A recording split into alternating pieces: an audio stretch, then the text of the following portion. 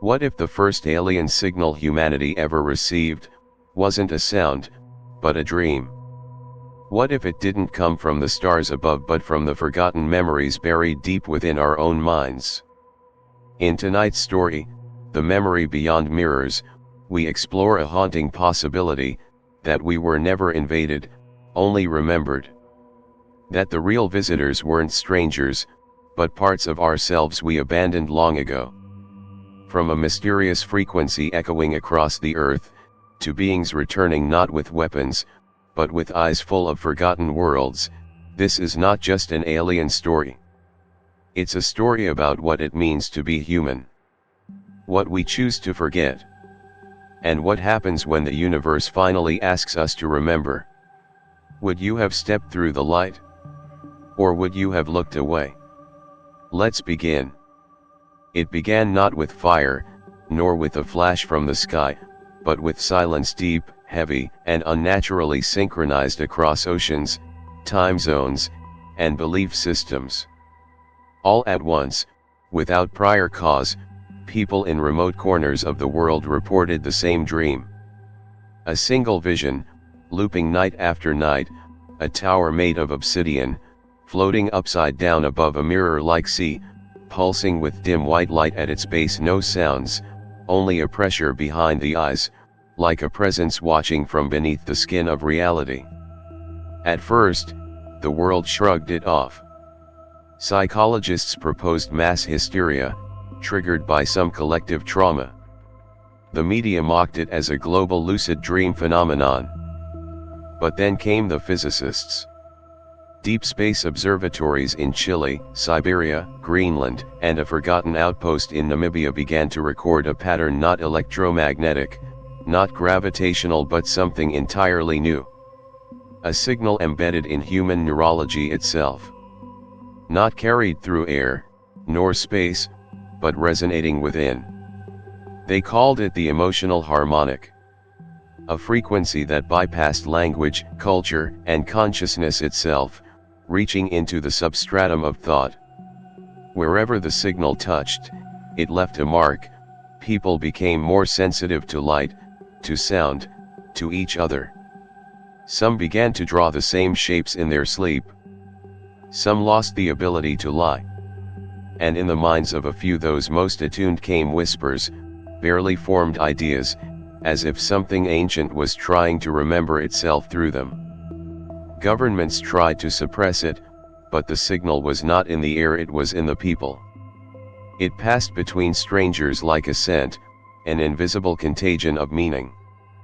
And those who felt it most clearly began to meet, unknowingly drawn to the same places, abandoned observatories, magnetic anomaly zones, caves where the sky seemed closer than the earth. They spoke in half sentences, completed each other's thoughts, and dreamed together without ever having met before. The sky remained unchanged, and yet no one could look at it the same way again. By the third week, the dreams turned darker. The tower remained, but now it bled light-sharp, violet hues that flickered like flame underwater. The mirror sea below had cracked, and through those cracks came a sound that wasn't sound at all, just a vibration in the soul that made people weep without knowing why. Children stopped speaking. Animals began to flee urban areas. Birds flew in circles above empty fields for hours, screaming. Those who were most emotionally fragile began to collapse. Not physically, but inwardly, as if their minds were being rewritten or unzipped from within. Schizophrenia cases spiked globally, but doctors found no chemical imbalance, no structural anomaly. Only silence inside scans. As if the brain refused to respond to measurement. Something was interfering, not to destroy, but to erase and rebuild. And then came the voices. Not heard by ear, but by intuition, in the moments just before sleep or just after waking. A presence, some called it the Watcher, others the Mirror. One began to whisper thoughts that weren't thoughts, memories that belonged to no one living. In every culture, in every tongue, the message was similar: you were never alone. You were only unready. When the wind stopped in certain regions, people could feel words etched into the stillness. Entire towns went silent, staring at the sky, as if hypnotized by something no camera could capture. Farmers found crops blooming out of season, with patterns of perfect geometry burned into the soil not by heat, but by resonance. Priests, monks, scientists, and children began to speak in symbols no one taught them, but everyone somehow understood. Panic came not from explosions, nor monsters, but from within when the realization dawned that reality itself might be bending, and what we call thought may no longer belong solely to us. The fear wasn't of an enemy, but of being seen utterly, entirely, without the mask of human ego. The world did not end, but it fractured. Not in cities, but in certainty. And from that fracture, something waited to enter. It was not lightning that tore the sky, it was something slower, quieter, far more intimate. Like silk being pulled apart in a vacuum.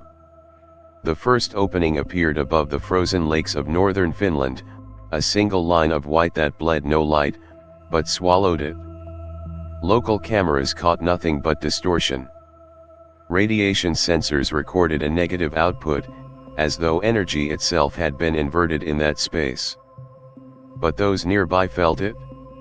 Not a sound, not a flash of pressure, as if the air had grown dense with memory.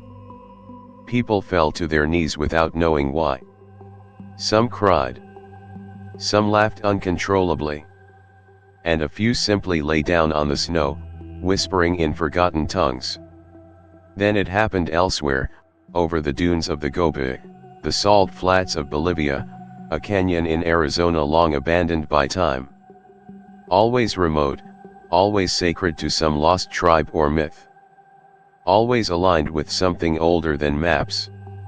From these rips in the sky, there descended no ships, no machines, only shapes of light, irregular and fluid, like thoughts trying to take form in three-dimensional space but failing, collapsing into themselves again and again.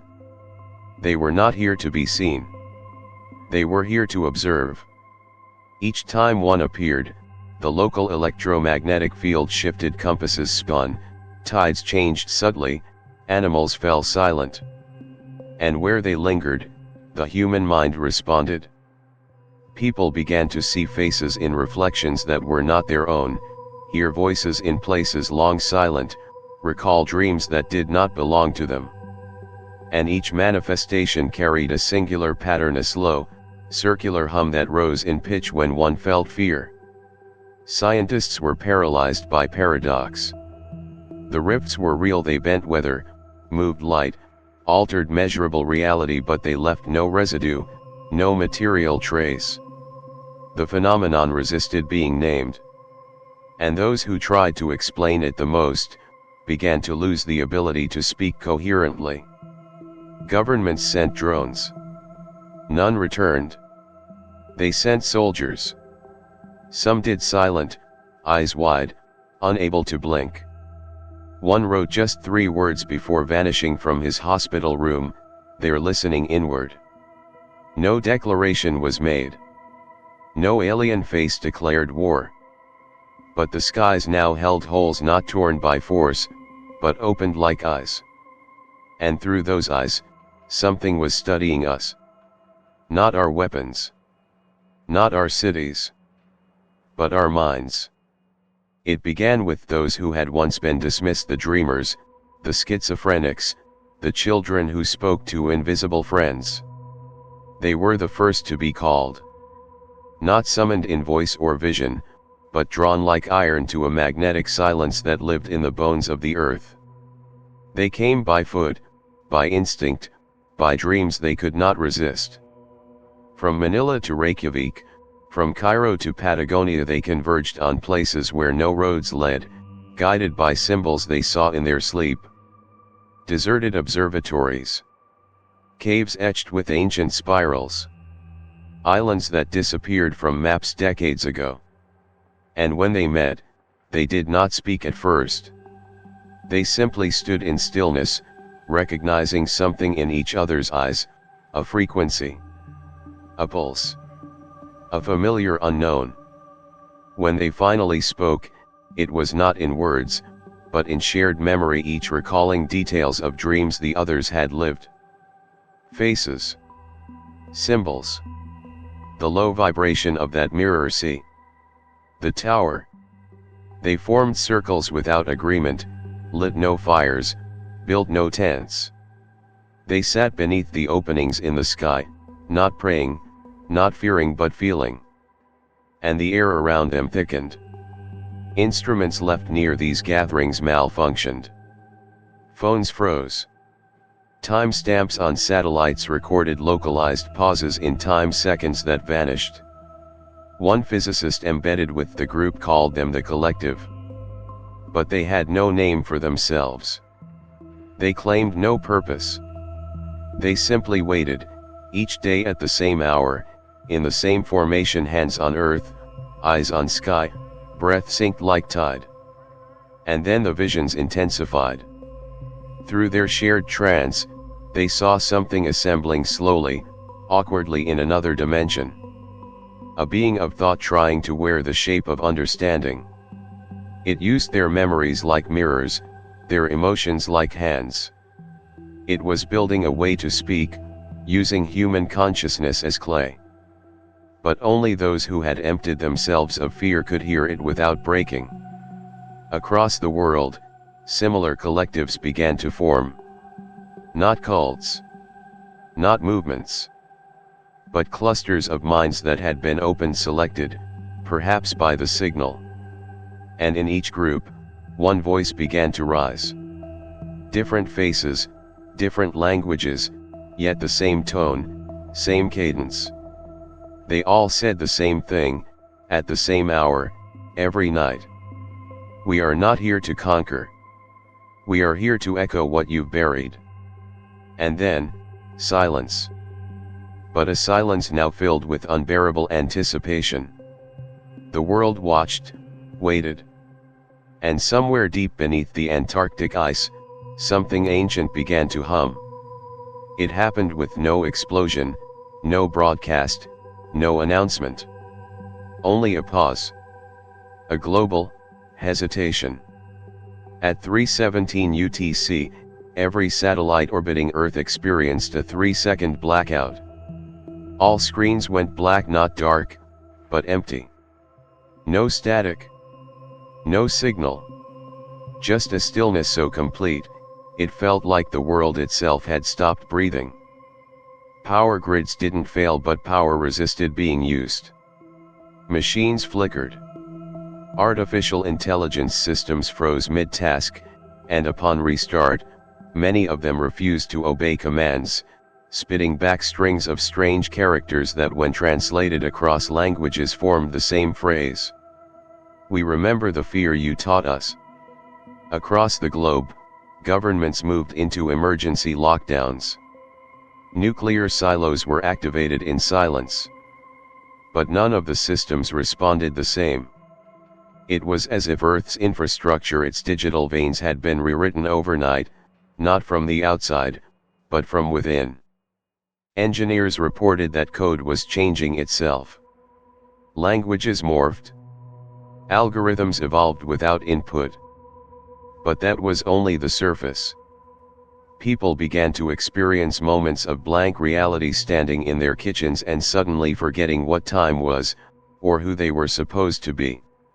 Teachers forgot how to read mid-lesson. Pilots saw the sky bend in ways the human eye wasn't meant to process. Infants were born with their eyes already open, staring into the corners of rooms as if something stood there watching. But most terrifying were the mirrors. They stopped reflecting. Not shattered, not dark, just still. You could look into them, but what stared back was not you. Not entirely. A version of you, perhaps, but older, unfamiliar. Wiser or sadder. Some screamed. Some went still for hours. One man in Marseille looked into the mirror, smiled, and whispered, "Now I remember." He walked outside and vanished. What had once held the illusion of control technology, government, knowledge began to crumble under the weight of something that could not be fought, could not be reasoned with, a remembering. And as the structure of global order began to collapse not in flame, but in silence, one truth became unavoidable.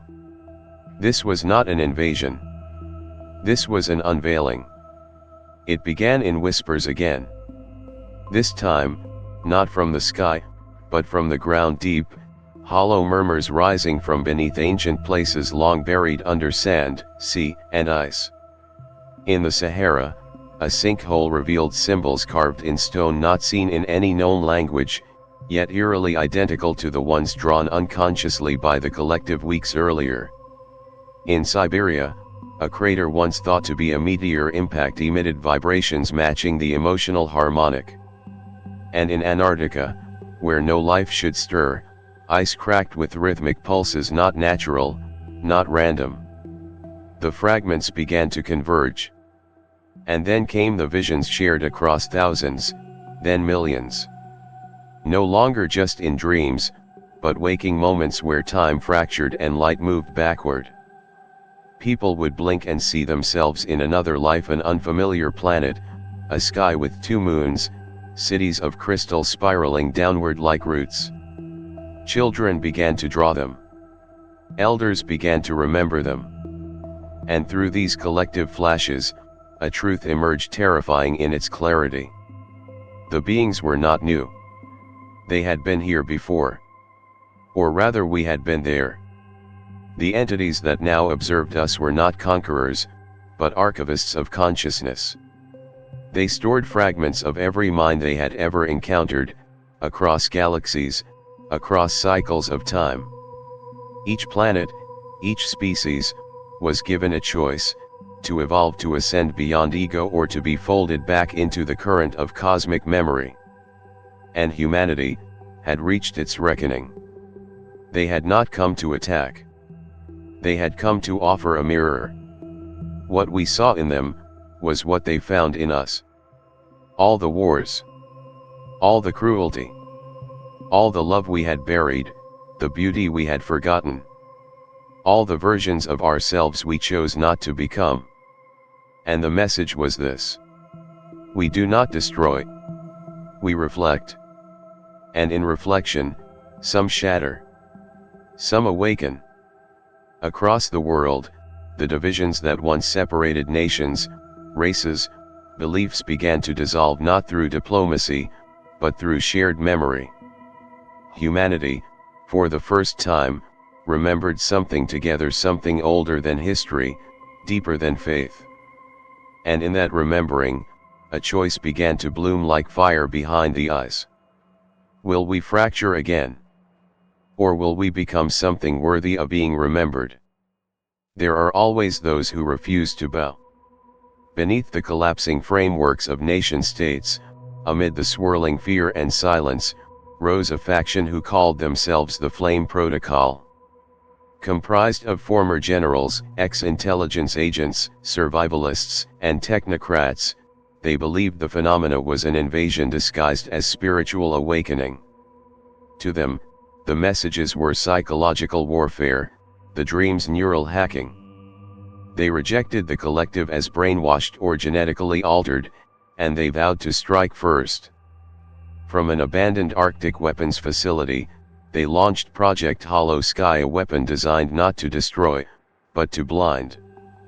A machine built to emit chaotic consciousness, scrambling any entity that relied on pattern, memory, or harmonic alignment.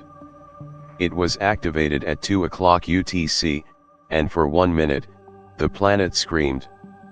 Not in sound, but in memory. Across the globe, people collapsed with migraines, bleeding from ears and eyes. Birds fell mid-flight. Trees shed their leaves in the dead of summer. The openings flickered violently, as if wounded. One by one, the light forms inside them began to twist, unfolding into forms never meant for human eyes. Geometry that contradicted space. Shadows that moved before they appeared. The resistance celebrated briefly. Until the forgetting began. The first effect was subtle, the names of the leaders of Flame Protocol vanished from every database. Then from paper records. Then from memory. Soldiers who had trained beside them blinked and asked, "Who's in command?" But no answer came. Photos faded. Voices erased from audio logs. Their presence, deleted not from history, but from perception.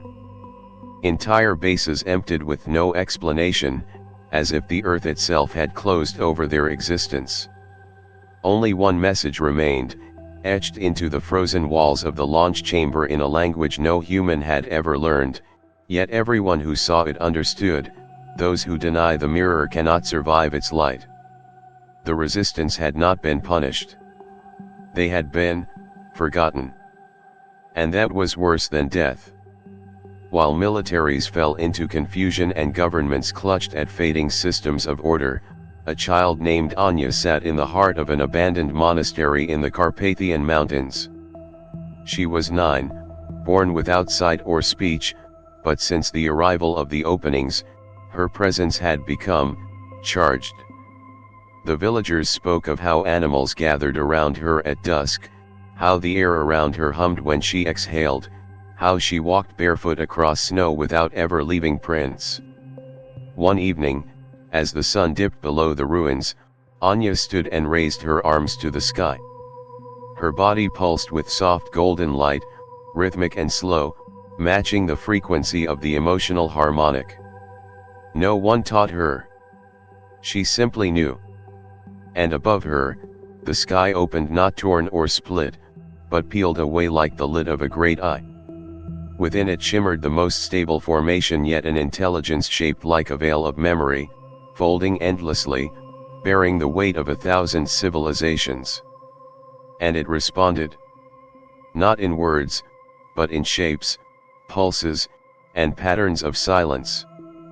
Those who watched felt their own lives unspool before them, every regret, every kindness, every moment they had denied or buried. Yet within the unbearable vulnerability came a sense of relief, as if something ancient had finally understood them, not with judgment but with recognition. Anya became the bridge. Through her, the alien frequency learned language, emotion, rhythm, love.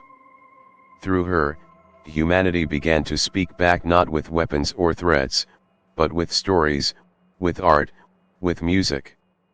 Collective memory became collective offering. All over the world, other children began to awaken, eyes glowing faintly, dreams aligning. A choir of new minds, born in the presence of a mirror that asked not for conquest, but for reflection. And humanity, for the first time, felt heard. Across continents once divided by borders, oceans, and blood, a strange alignment began to emerge. It was not political, nor ideological. It did not come from treaties, laws, or diplomacy.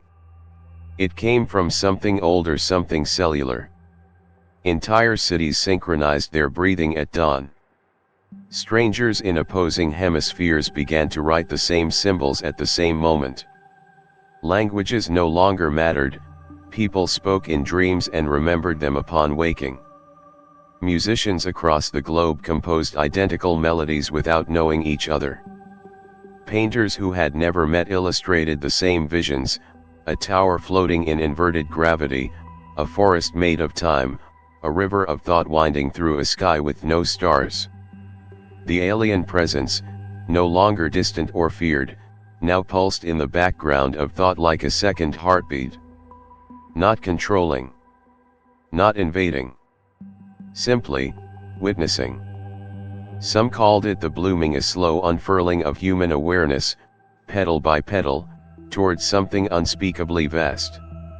Technology, still functioning, became obsolete. People turned inward, not out. Not in isolation, but in convergence.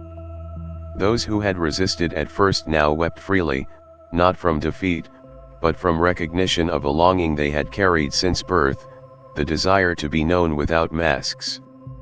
The collective grew not as a cult or religion but as an emergent pattern, encoded into the very biology of those attuned. No leader. No doctrine. Just harmony. And from within this harmony, came an invitation not as a message, but as a pull. The openings widened. Time within them dilated, then relaxed. Light slowed, became soft, inviting. Those who walked toward them did not disappear. They simply became something more. The world stood on the edge of an event horizon not of destruction, but of transcendence. And in that moment, just before humanity crossed into what might have been its next self, the sky changed color. A new tone entered the harmonic, not loud, but deeply felt, like the tension before a storm. For the first time, the alien presence, whatever it was, posed a question. Not spoken aloud. Not even mentally. It was simply known, planted like a seed in the heart of every human mind. Are you ready to leave behind what you were? This was not a threat. It was an offer. To step through the mirror, or stay in the frame. The openings, now visible to the naked eye, shimmered with shifting geometry, each unique to the viewer, responding to memory, pain, love. Those who stood before them saw not the sky, but their own lives, replaying not in sequence, but in meaning. Time revealed itself to be a spiral, not a line. And at the center of the spiral, the self, reborn, waiting to emerge on the other side. Some stepped forward, dissolving into light that rippled like water touched by song. Others fell back, trembling, clinging to the known, to gravity, to body. Both choices were honored. No judgment. No punishment. Only consequence. In the silence that followed, the earth itself seemed to hold its breath. A great stillness fell over forests, mountains, oceans. And in that stillness, something ancient shifted underground, perhaps waking, or simply turning over in its sleep. Somewhere in the Pacific, a new opening blinked into existence, larger than the others, not in the sky, but in the sea. The last words felt by the collective were not in any language at all, but if one tried to shape them into meaning, they might resemble this. Not all mirrors show the same world. Some show what comes after. And with that, the light faded. The openings remained. The dreams persisted. But the choice had been made. Or had it? After the final shimmer of light dissolved from the sky, the world did not return to normal. There was no applause, no countdown, no sense of closure. Only the soft hum of stillness lingering in the bones of the earth. Those who had chosen to remain, whether from fear, love, doubt, or simple instinct, began to notice changes, subtle at first, then undeniable.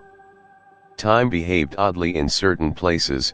Clocks would gain or lose seconds with no pattern, while some people claimed entire days passed without memory.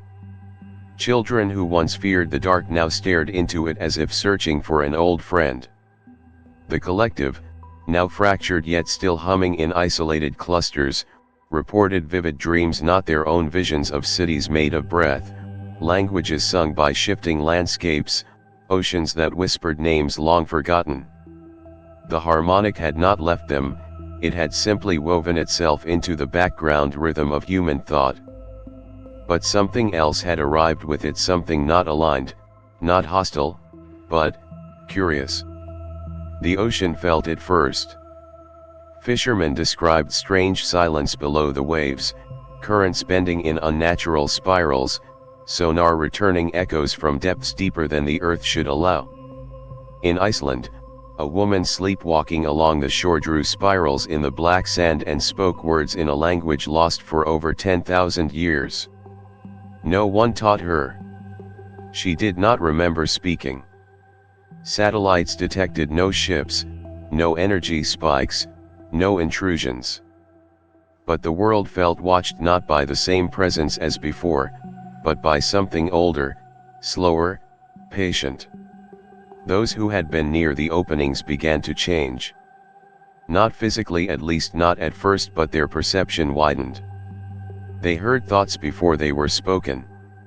They remembered memories that weren't theirs. One man woke knowing the life of a woman who had died centuries earlier.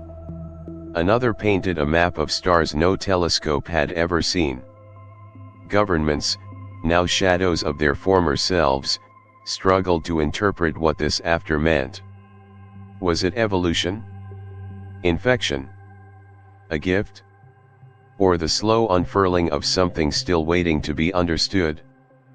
But even as debate and fear returned, the sky remained quiet. The openings no longer shimmered, but neither did they vanish. They stood still in the air like questions yet to be answered. And deep below the Pacific, in the quietest trench of the deepest ocean, a new frequency stirred, not harmonic, not light, but memory in motion. Something was waking, not to speak, not to conquer, but to be seen. And those who were ready would know it not by sound, nor sight, but by the sudden, impossible familiarity of its presence. Like remembering a face you'd never met, but had always loved. For a time, the world held its breath. The harmonic had quieted, the sky had stilled, and those who remained lived with the echo of a dream half remembered. But the stillness was not peace. Beneath the new sensitivity of human perception, under the skin of the silence, something else had begun to vibrate. It wasn't like the first signal, not warm, not fluid, not awakening. This one was jagged, cold, irregular, like a fractured rhythm struggling to find coherence. It began in the minds of those who had stood closest to the openings but had not passed through. They heard it first, not with ears, but with the bone-deep tremor of instinct. It came at dusk, in the space between breath and heartbeat. A pulsing, mechanical hum layered over something older, like the hiss of wind through dead trees, or the crackle of fire trying to speak. They called it the second frequency. Scientists, or what few remained still clinging to instrumentation, could not trace it. It did not follow electromagnetic law, nor gravitational wave, nor quantum vibration. It moved through thought itself, jumping from dream to waking moment and back again, feeding on attention. The more one noticed it, the louder it became. And it carried no message, only a direction. Not forward, not upward, but inward into the blind spots of the human soul. Those most sensitive began to suffer. Not physically, but mentally, as if their memories were being pulled backward, twisted into patterns they did not recognize. Some began to speak in reverse. Others scratched spirals into walls, over and over, until the paint wore down to bone. A child in southern Chile drew a map of constellations that showed not stars, but voids, places in the sky where something had once been, and now was hungry. The collective, fractured and fading, could not interpret it. The original harmonic did not respond. It was as if the first signal had retreated, and in its absence, something else had taken root. In a desert cave in Sudan, a blind monk who had never spoken a word in his life suddenly began to chant. His voice was low, trembling, filled with sorrow. When written phonetically, the words matched fragments from an ancient Sumerian text, one long believed to be nonsense, a prophecy of the false mirror that awakens once the true light fades. The openings began to shimmer again, but their light now flickered with shadow. The once gentle geometry fractured at the edges. And beneath the Pacific, where the first stirrings had hummed with calm, now there came a grinding, slow, metallic, like the shifting of something vast and submerged, turning to face the surface. The second frequency did not ask questions. It was not a mirror. It was a key. But no one yet knew what door it had just begun to unlock. They were thought to be gone forever, dissolved into light, stepped beyond. Those who had walked through the openings did so without hesitation, without farewell. Their bodies had become waves, their names vanished from records, their presence mourned as noble mysteries. But 3 months after the second frequency began to pulse beneath the fabric of thought, they started to come back. Not as saviors. Not as ghosts. But as something, in between. The first was found wandering the salt flats of Uyuni, barefoot, unburned, eyes completely black, no iris, no white, just mirrors, as if the void now looked out from within. He said nothing for days, until someone brought him a bowl of water. He stared at it, then whispered in a voice filled with centuries, "We are not whole. Not yet." Others appeared across the world, always alone, always calm. In the tundras, the jungles, the forgotten monasteries. They were recognized not by face, but by effect. Wherever they stood, the wind fell silent. Electronic signals scrambled. Time felt slower. People nearby often wept without knowing why. The returned, as they came to be called, spoke in riddles, half-truths, and languages no one taught them. Yet they could understand all who addressed them. And they spoke not of what lay beyond the openings but of what followed after. There is another mirror, they said, one that reflects not what you are, but what was cast away before you knew yourself. They carried marks on their skin, circles, triangles, spirals that glowed faintly under moonlight. But the strangest mark was not visible. It was felt.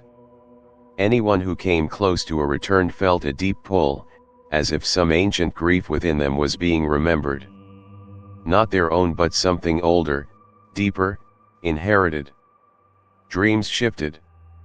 Those who slept near them saw a city made entirely of memory, where buildings were built from forgotten thoughts, and light flowed like regret turned into song. The returned never stayed long. They would remain in one place only until the sky above them turned faintly green at dusk, then vanish again, walking into fog that no one else could see. Some believed they had come to warn. Others thought they were seeds of a new consciousness. But one thing was certain, they had not returned unchanged.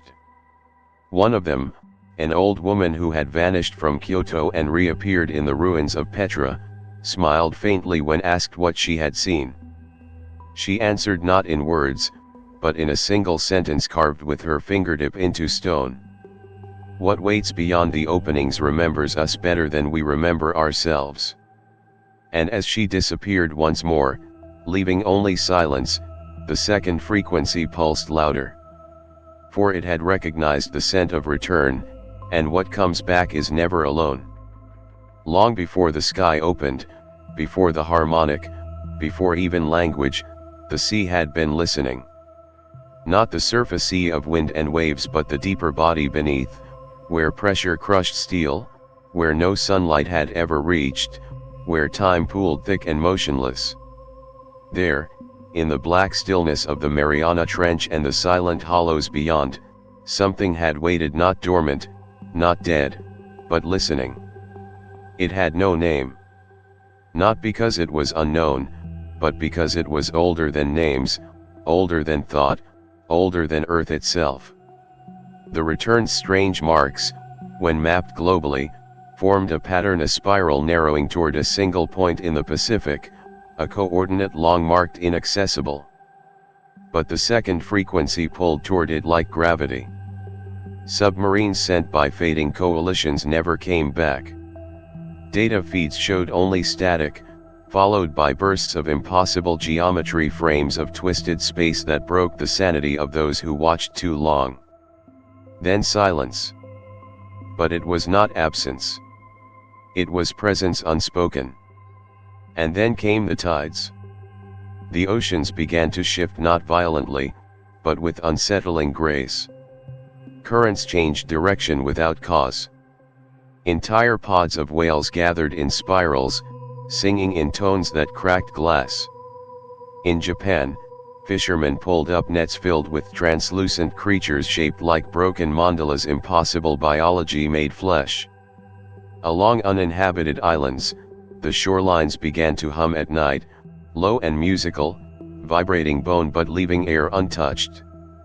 And beneath it all, the second frequency deepened. Researchers who stayed long enough near the Pacific Rim began to dream of corridors under the sea, corridors that pulsed like veins, and in the deepest of them, a shape, not alive, not dead, but waiting. Those who dreamt of it woke with their hands wet. Some spoke in their sleep of a sound that moved like thought but smelled like rusted memory. A few never woke. The returned said little of the sea below, but their silences were different when asked. They looked away, as if remembering something they did not wish to remember again. One simply whispered, "That is where the first mirror broke." In a final act of curiosity or desperation, a vessel made not of metal but of sound was launched, built from fragments of harmonic resonance and language decoded from the dreams. It did not sink. It was absorbed. The sea parted for it like breath between words. And in its final transmission, before all contact was lost, came a single phrase, spoken in thousands of voices layered atop one another, some human, some not. "We are the echo of what you abandoned. Come home." And then the water closed. The sea went still. But those who stood near its edge felt it. Something below had turned to face upward. In the beginning, there was no message. Only memory. Memory without speaker, without listener. Not a story told, but a story remembered, over and over, by something vast, formless, and eternal. The harmonic had been the first whisper of that remembering, a question sent gently through the minds of those ready to hear. The second frequency was not its opposite, but its shadow. The sound of what had been cast away so that humanity could forget long enough to survive.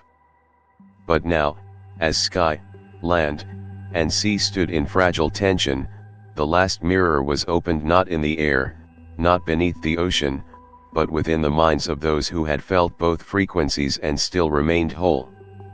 It was not a mirror of reflection, but of return. It did not show what was, or what might be. It showed what had always been, waiting beneath thought, beneath flesh, beneath language. The truth was never hidden. It had been held in every breath, buried under every name, etched into every fear humanity had refused to face. And now, the mirror remembered. It remembered the time before time, when humanity had not been separate from the cosmos but was its echo made flesh. It remembered that the alien was not the stranger, but the self-forgotten, fragmented, sent scattering across stars in search of itself again. The invasions, the signals, the dreams, were not attempts to control. They were attempts to awaken. And those who passed through the final memory found not light, nor death, but a room made of stillness, where every sound they had ever heard lingered like mist, and every choice they had ever made played in reverse until they arrived at the first moment they had ever asked, "Who am I?" And beyond that moment, they found not an answer, but a presence. Not a being. Not a God. But a convergence of all minds, all stories, all worlds yet unborn. They were offered a place not as servants, not as students, but as parts returning to the whole. Some accepted. Some did not. And so the memory split again. The openings did not close. The frequencies did not fade. But humanity now stood on the threshold not of war, nor revelation, but of choice renewed, each day. A mirror that would remain patient, silent, watching until each soul was ready to ask again, do I remember who I was before I was human? Somewhere, deep beneath the sea, the source of the second frequency settled back into stillness, content to wait another 1,000 years if needed. And far above the earth, at the edges of what we call the void, something else blinked once, not as arrival, but as recognition. Because when memory wakes, the story never ends. It simply begins again, from within. The sky didn't burn. The earth wasn't destroyed. And yet, something deep inside us has forever changed. What if the real alien contact was never meant to be loud? What if it was always meant to be silent, intimate, and unsettling? A mirror held up to our species, not to show who we are, but who we've refused to become. After hearing this story, what would you choose? To remain who you've always been? Or to remember who you were before you were human? Tell us in the comments. Which part of this story struck you most? What do you think lies beyond the final mirror? And more importantly, if the second frequency called out to you tomorrow, would you listen? More alien truths, untold signals, and forgotten memories are coming. So subscribe, and let the story continue. Right here, on the Alien Storyverse.